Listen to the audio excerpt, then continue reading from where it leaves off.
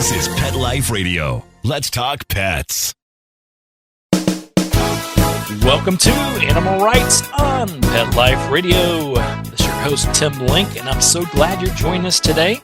We have a super duper exciting show. If you've ever had a puppy in your life or you're thinking about getting a puppy in your life, this is the show you definitely want to listen to. We have Kathy Callahan come on and talk to us about her latest book, Welcoming Your Puppy from Planet Dog, How to Go Beyond Training and Raise Your Best Friend. So we love our dogs, we love our puppies, but they can be a handful. So we're definitely going to learn more about what Kathy has to say because she's the pro behind it all. So everybody hang tight. We'll come back right after this commercial break. You're listening to Animal Rights on Pet Life Radio.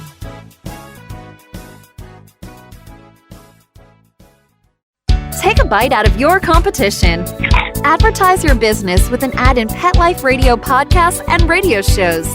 There is no other pet-related media that is as large and reaches more pet parents and pet lovers than Pet Life Radio. With over 7 million monthly listeners, Pet Life Radio podcasts are available on all major podcast platforms. And our live radio stream goes out to over 250 million subscribers on iHeartRadio, Odyssey, TuneIn, and other streaming apps. For more information on how you can advertise on the #1 pet podcast and radio network, visit PetLifeRadio.com/advertise today. Let's Talk Pets on PetLifeRadio.com. Welcome back to Animal Rights on Pet Life Radio. Welcoming to our show. She is a experienced professional dog trainer. She is one of the best out there, and she knows her stuff. She also writes for Whole Dog Journal. She has a podcast called Pick of the Litter, and she is our dog and puppy expert, a certified professional dog trainer. Of course, we're talking about Kathy Callahan, and author of the book, Welcoming Your Puppy from Planet Dog. Kathy, welcome to the show. I am delighted to be here. Thanks for having me on. Love to talk about puppies. Yeah, let's talk about it. We'll get right into it. So tell us a little bit about the book and then maybe how it came to be. Sure. So I have been guiding new puppy owners for a decade. I have fostered, our family has fostered 235 puppies in our house. And so it's very fun, very rewarding. And I started doing this by guiding those new adopters through those first weeks of transition. Figured out I really love doing that, ended up becoming a dog trainer. And I do focus now on, helping clients through puppyhood, through the first year of puppyhood. And here's what all of that has told me. So a decade of working with people who have just gotten puppy has told me that a lot of them are miserable. And so the reason the book came about is I really want to bring the joy back to puppyhood where it belongs. So what happens is people will turn to me and reach out. Typically, it's maybe 2 weeks, 3 weeks after they get a puppy. And they say, this is not what I expected. Maybe this was a mistake. They've just had it with the peeing and the destruction and the biting and the jumping, and their whole family is all stressed out. And they're like, this is not what it was supposed to be. So, we will schedule a consult and I'll head over there and they'll get out their little notebook ready to record all of the tips and tricks that are going to make puppyhood just like it was supposed to. And I say, I do have those things. I've got all those techniques, but guess what? None of them are going to work for you. And that's because first you have to get into the right mindset. So I tell them there's just one thing I want you to write down in that notebook. And it's this. This is a baby that you kidnapped from another planet. So that's where the title of the book comes from. And, that's a sad thought, right? You don't want to hear that.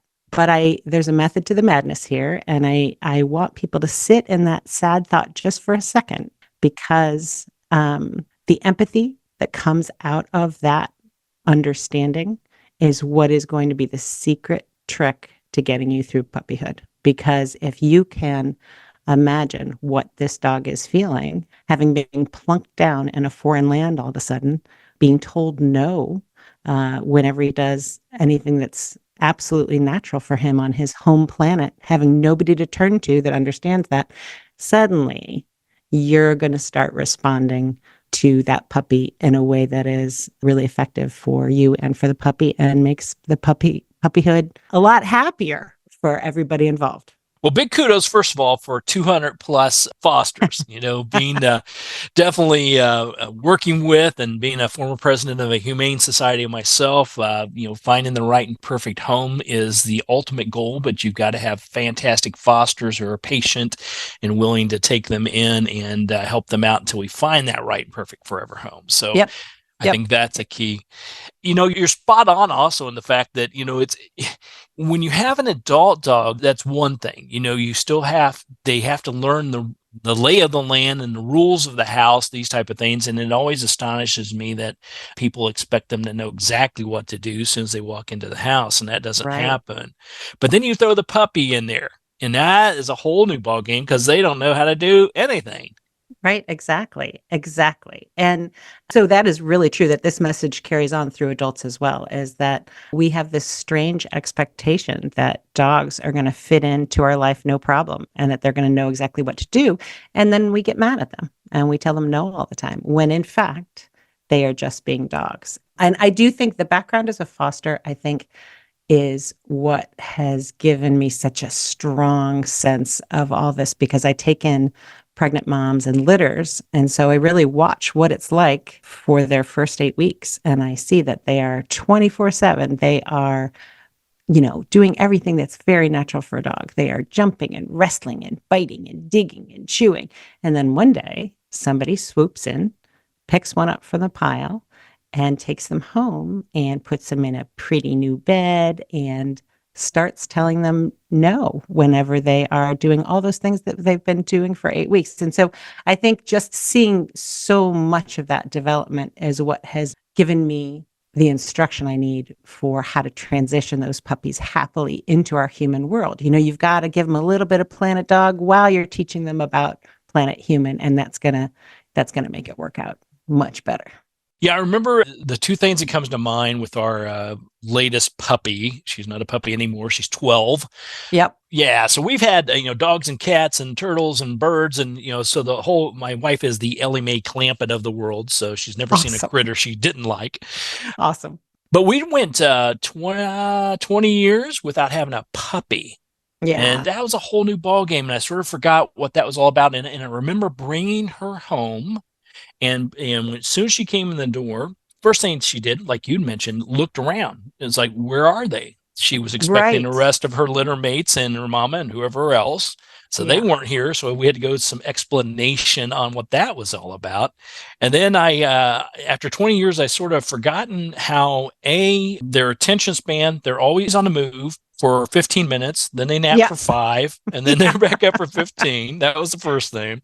And then the second is realization I needed some really thick cushions on my backside, because you spend a lot of time on the floor, on your hands and knees and butt and training. Yeah, all these things. Absolutely. Honestly, I feel like it's great for me. I'm constantly having to get up off the floor. And that's what they tell you. You're supposed to make sure that you are in good enough shape that you can get up off the floor all the time as you get older. So the puppies keep me down there.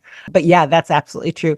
And you're also, a lot of people, what is frustrating is that they just feel pretty homebound with a puppy, and they feel kind of trapped even in a room, because the puppy cries when you want to leave the room. And so, part of the advice that you can give puppy people is that this too shall pass, and one of the things you really want to do is, the happiest puppy people are the ones who understand this is a precious time and it's fleeting.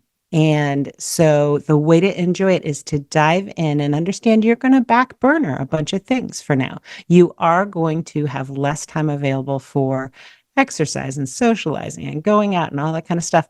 It's going to be a hunker down at home time, and your adventures are going to be puppy focused when you do leave the house. The people who are happiest and who emerge from puppyhood with a terrific relationship with their dog are the ones who just went ahead and backburnered a lot of things. And then here's what happens. And I think this happened to a lot of people in COVID too. You rearrange the burners a little bit and you end up realizing you like it that way. And that, it's kind of that the things that you have begun to prioritize end up bringing you more joy anyway.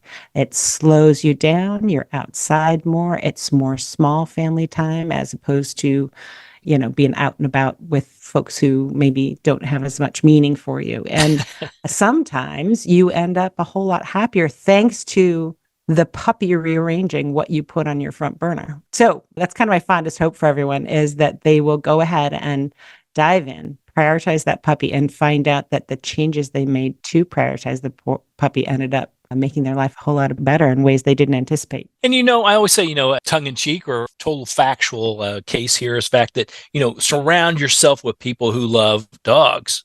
You're going to be much happier.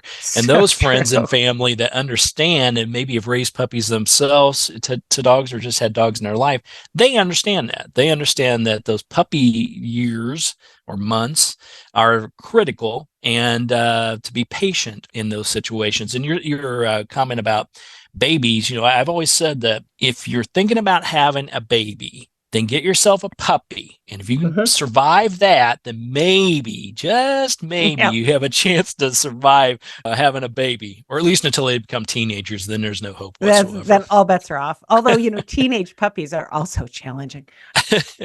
I really do. There's a lot that's quite the same. There is a lot that's quite the same. Both babies and puppies need to feel safe. They need to feel they can trust you. They need consistency. They need you to teach and not just be mad that you can't already do it. There is a lot that's the same between puppies and babies. I'll ask you the question then. Obviously, you said you foster pregnant dogs, and they have their litter, and then you're looking to place them into right and perfect forever homes. Yep. How do you go from the desire and the need of having to find a right and perfect forever home for that dog, so that, there is some rush, but you don't want to rush into it, right, compared to prepping them, the humans, ahead of time? Because, I always feel that they need to know what they're getting into before they bring the puppy home, and then all of a sudden they contact you, like you said, in a week or two and say, I can't handle it, take the dog. And meanwhile, you've already fostered 5 or 6 more. So true. So I'm lucky at this point. I've been fostering for 10 years. And so at this point, people kind of get excited when I have a litter, and they are interested. And I can often have most of those puppies have people in line for them by the time we're at about 5 weeks. So that means we've got about 3 weeks for me to be prepping those folks, for me to be really sharing information with them, helping them with setup, helping them to figure out how to set up their kitchen, and should they have a crate in 2 places, and what are they going to, what about a fence? And, oh, you don't have a fence? Can we do a temporary fence? Let's talk about potty training. What's your household schedule? Who's home? When can you possibly work more remote? Blah, blah, blah. We have weeks to talk about that. And that makes all the difference in the world, because then by the time they get the puppy, they're not shocked. And honestly, that's the thing that I think makes it so difficult for so many puppy owners, is that they just did not expect it to be this difficult. And they didn't know what to think about ahead of time. But the truth is, it's actually not that hard as long as you anticipate it. If you have been able to wrap your mind around, okay, what's this little baby going to need? How are we going to make, of course he's going to cry when we do this. How can he doesn't want to be alone. How are we going to make that easier? Okay, let's prep that by having some stuffed topples in the freezer ready for him whenever we step away. And that will start to help him understand, hey, it's kind of cool to be alone because I always get this awesome treat. That kind of simple technique, if you're prepared for it, is not hard and helps you to go back to living more of your normal life. But if you did not anticipate any of that stuff, all you know is you tried to leave the room to go upstairs to do the laundry, and the pup sobs. And so that you end up feeling really stressed out. So really it is, with these foster families, I feel so lucky that I do these days often have a chance to prep them a lot. I also I work with Homeward Trails Animal Rescue, and they've been in business. They're great. I'm in Northern Virginia, and they've been doing this for 20 years or so. And so the adoption coordinators we work with are very good at vetting the families ahead of time. And, we aren't trying to play God, and we're not trying to be all, judgy. about who's who. We're just trying from both ends of the spectrum for the dog and the people, make sure everybody's going to be as happy as can be. And so that means sharing that information, asking those questions, feeling them out for, are they ready for this? And then at some point, you're just taking the plunge. You're just diving in. And, when I started doing this a decade ago, of course I cried. And, when we were sending them off to their families. And at some point, my husband said, you know what? You got to trust the puppy. And that really helps me let go, because indeed, trust this baby that we have nurtured and prepped and poured everything into and gotten him as ready as he can possibly be. We got to trust that he's going to do the rest. He's going to get into that household. He's going to be so darling, that he is going to help those guys to feel the right way about him and respond with empathy. Love it. I love it. That's a very good way to look at it. So in your book, Welcoming Your Puppy from Planet Dog, How to Go Beyond Training and Raise Your Best Friend. Well, first of all, I've always said, I've heard this many, many times, that puppies don't come with manuals. And that's absolutely true. But this book is the manual, wouldn't you say? Is that how you designed it? Yeah. That's the goal. That's the goal. And I also designed it. So here's the thing. Of course, there are about 1 million puppy books on the market. You might well ask, why in the world are you writing another one? Well, the truth is, I could never find the one I wanted to give to people, because the ones that were on the market felt like homework to my people. They felt too hard. They felt filled with must-do kind of things and a 10-point training plan. And you're terrible if you do it this way. And there's only this one way to approach it. And it didn't free up the people to kind of feel their way and figure out what's works for their own household and this own individual dog. And so I wanted to write something that was a little looser than that was a little bit more. Yes, it absolutely has 1 billion suggestions in there. And if you want to follow all my ways, you totally can. But I also have in there just a general encouragement to trust your gut and follow your instincts. And as long as you are operating out of the idea that, look, this is a dog, this is not a baby human, this is a dog. And of course, he doesn't know how to operate here on this planet. So as long as you operate from there, start from there, and think to yourself, hang on, has my puppy had a chance to be a dog today? Think about ways to meet those doggy needs. Has he gotten to sniff and chew and dig? Because he's going to have to do those things. And you can't sit around getting mad at him about all that stuff if you haven't given him, planned ahead, anticipated that he's going to be a dog and he's going to need to do some of those things. Given them an opportunity to do that stuff. But what I don't do in this book is tell you exactly how to do that stuff all the time and tell you that you're a failure if you don't do it this way. There's a lot of that. There's a lot of shaming. You know what I mean? Like, a lot of people feel part of what makes puppyhood difficult isn't just the relentless sort of 24/7-ness of potty training and all that. It's also these external pressures that come from the internet, from TikTok trainers, from, whatever, from, the neighbor up the street who's saying, tisk, tisk, your dog seems to be very jumpy. There's a lot of judging happening. And one of the things I'd really like to do is just kind of relax all that. So the tone of the book, I hope that's what comes across, is to tune that stuff out and, to a certain extent, give yourself the freedom to relax into this moment your own way without feeling that there's a big timetable for all these absolutes that you must teach. And instead, I want this to be an easy to read book. Hopefully it feels a little funny, feels a little bit relaxing. The chapters are short. So for exhausted puppy parents, hopefully they can, just read the tiny chapter that pertains to what was on their mind today and then go back to playing with their puppy. Yeah, and I thought that was great. Personally, I thought, for my attention, let alone trying to train a puppy while I'm trying to learn, the Right. short paragraphs and the short suggestions, these type of things, very important, because I can read through it and, like you said, take my time and read a little bit at a time. Maybe those 5-minute naps the puppy's taking, I can read through it. Yeah. But also now I've got a reference guide. So if, like, okay, what did Kathy say about the crates? And what in the heck? What was that? What was a Martindale collar? What the heck was that thing? Exactly. This is the thing.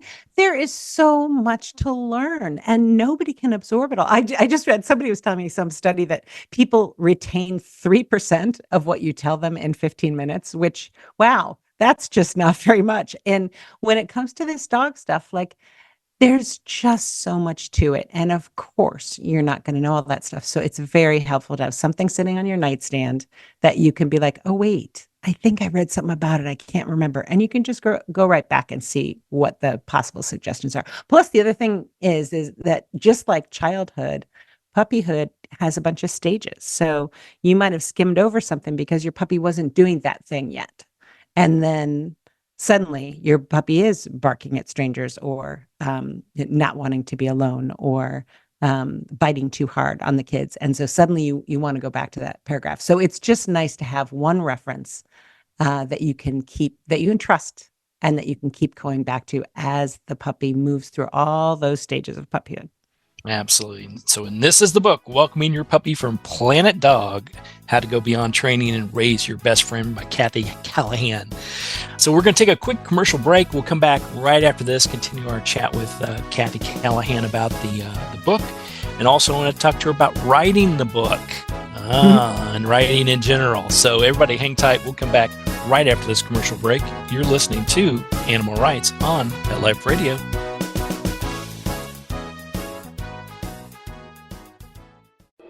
Hey everybody, this is Tim Link, the host of Animal Rights on Pet Life Radio. Got some exciting news for you here today. My audiobook is now available. Wagging Tails, Every Animal Has a Tail is now available in audiobook form through audible.com, amazon.com, and iTunes. It's a collection of 32 conversations I've had with the animals. It's a fun, interesting, heartfelt book that's suitable for all age groups. So everybody pick up a copy of the audiobook, Wagging Tails, Every Animal Has a Tail. You'll be glad you did.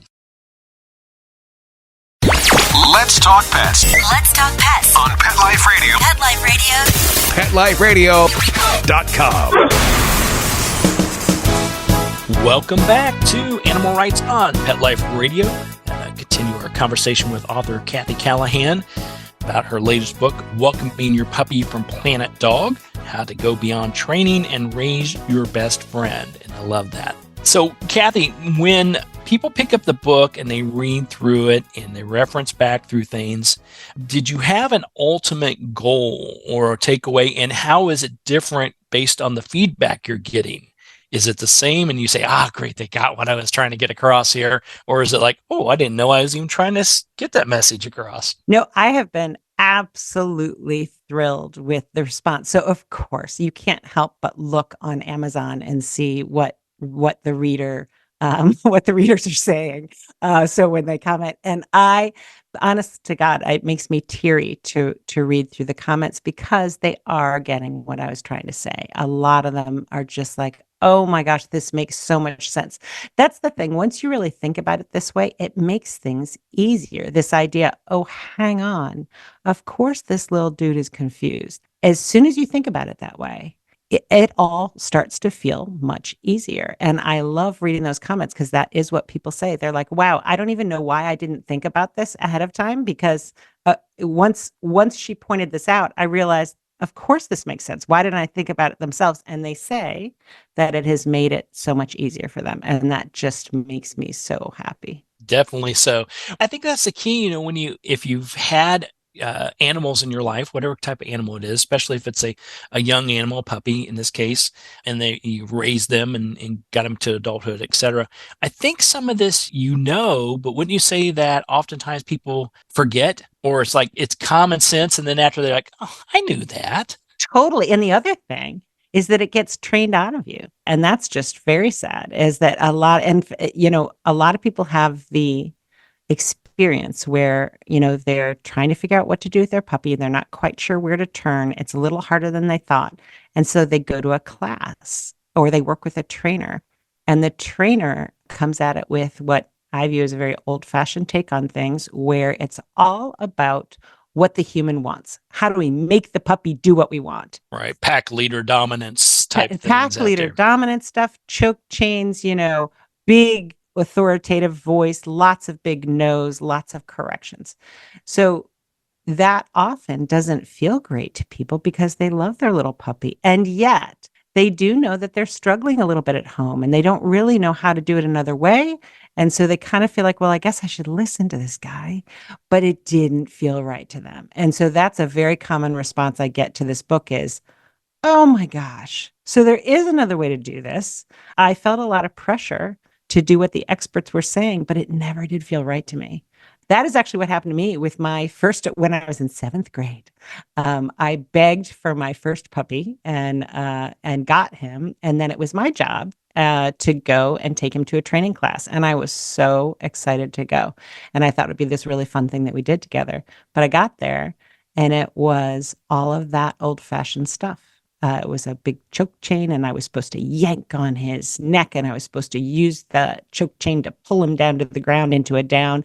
And the whole thing just felt wrong to me. And it was also pressure filled. At the end, there was a test, and we were supposed to perform well. And there was just all this pressure that, oh no, this dog is going to turn out badly, and it's going to be my fault, and blah, blah, blah, all that stuff. And I hear echoes of that today from a lot of my clients, that is how they have felt when they have kind of tried to venture into training. And I love that when people start reading this book and reading about a different way to just go hand in hand with your dog, that you can do all the same teaching. You do not have to use aversive techniques. You can teach all the same stuff beautifully in a way that builds your relationship instead of ruining it. All that stuff destroys the trust between you and your dog. Whereas the kind of training I recommend will build that friendship and build that trust. And isn't that why we want dogs? I mean, what are we doing? Anyway, so it is, there is a fun and happy way to teach your dog all sorts of great stuff. If you want your dog healing, and while you do a figure 8, you can do all that stuff just as well without ever using any kind of aversive techniques. You just need to know what to do. That's all. That's it. Positive training, positive reinforcement. And I love the comment, you go hand in hand or hand in paw. Hand in paw. Yeah, because you're building a relationship. You're building a connection, a friendship that's going to last many, many years. So you might as well have your puppy know what you want and need from them. And in return, you got to learn what they want and need from you. So it's a relationship for sure. That's exactly it. So let's talk about writing in general and putting together the book. Obviously, you write on a regular basis for a Whole Dog Journal, and you've done newspaper writing before and still do that. And now you got a book out. So tell me a little bit about maybe how the writing for the magazine has helped or hindered, and what's the ins and outs. And I won't ask you how the good folks at New World Library treated you, because they are the best. They were fantastic. So this actually, I really do have a nice story about this. So before I even was writing for Whole Dog Journal, so I have another book. It's called 101 Rescue Puppies, and that was published in 2020.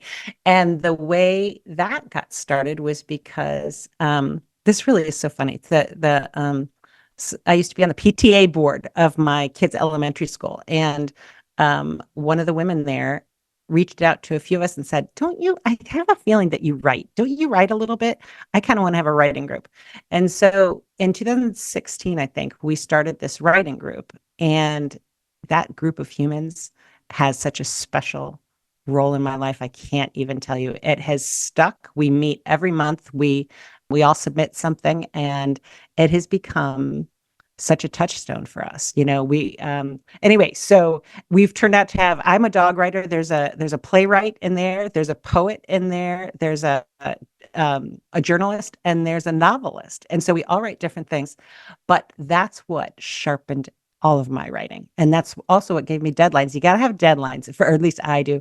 Sitting alone in your house and thinking you can write a book is just too much, because you're just going to give up, because you're going to think, oh, come on, who wants to read what I have to say? And that is what happened. So with me, I got the deadline for the first writing group, and I'm like, shoot, what am I going to write about?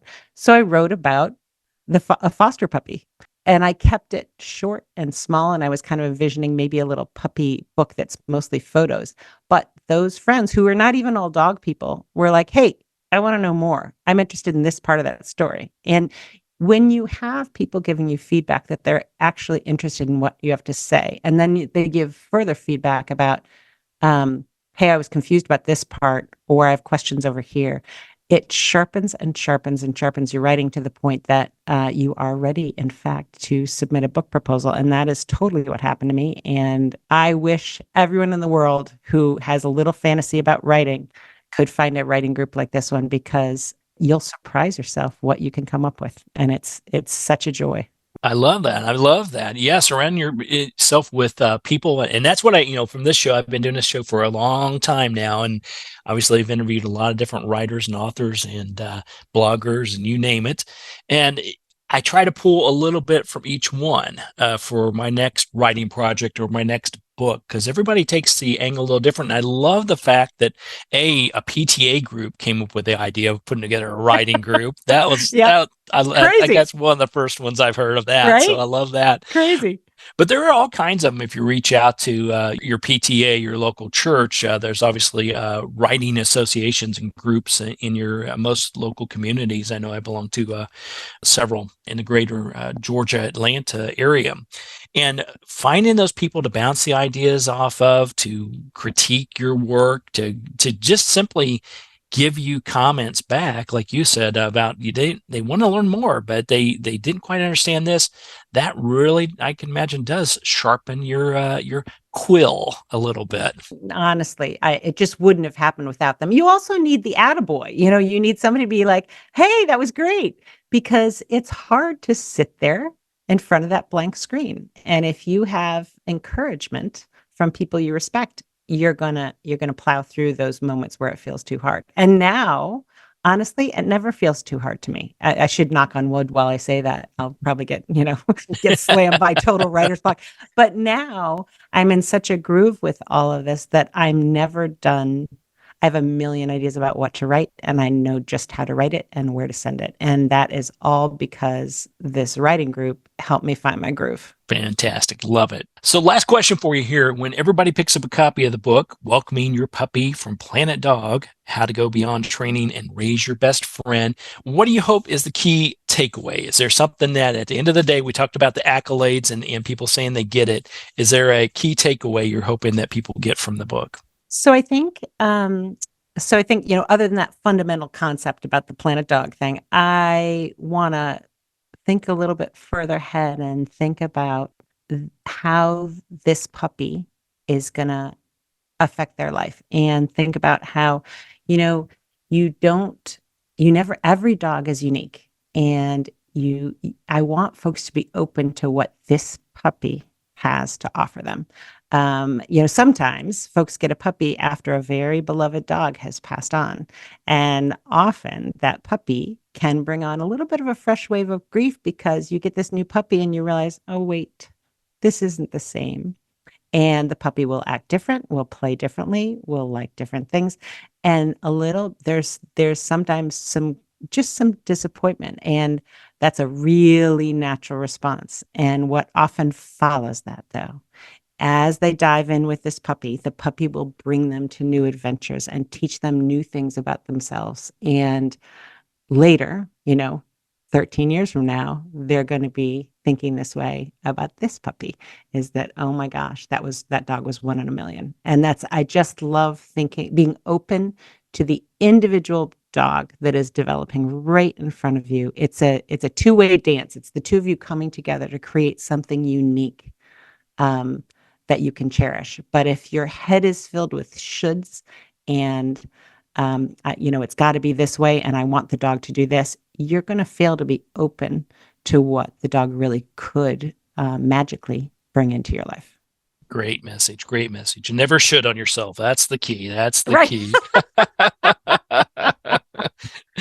Well, Kathy, where can people find out more about you, the book, appearances, all the great stuff you got going on?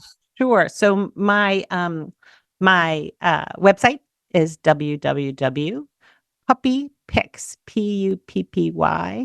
puppypicks.com. I'm also on Instagram at puppy.pics.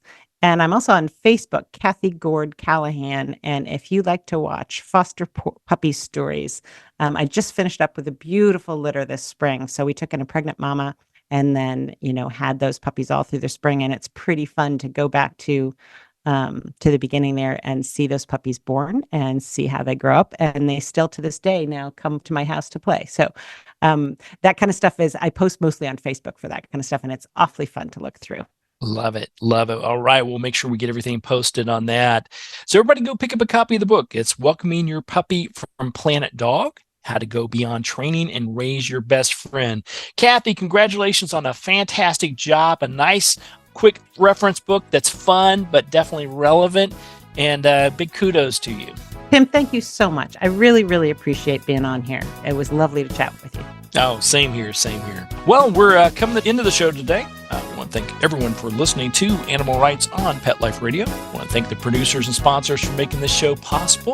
If you have any questions, comments, ideas for the show, drop us a line. You can go to PetLifeRadio.com, and we will definitely answer your questions, entertain your comments, and bring on the people you want to hear from most. So until next time, write a great story about the animals in your life, and who knows, you may be the next guest on Animal Rights on Pet Life Radio. Have a great day. Let's Talk Pets, every week on demand, only on PetLifeRadio.com.